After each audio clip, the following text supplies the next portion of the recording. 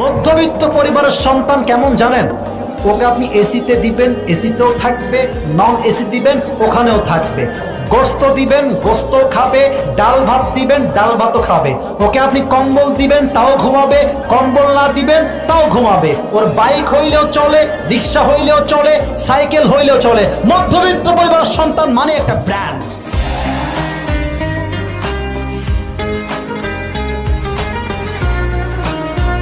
মধ্যবিত্ত পরিবারের সন্তান কেমন জানেন? ওকে আপনি এসিতে দিবেন, এসিতেও থাকবে, নন এসি দিবেন, ওখানেও থাকবে। গোস্ত দিবেন, গোস্ত খাবে, ডাল ভাত দিবেন, ডাল ভাতও খাবে।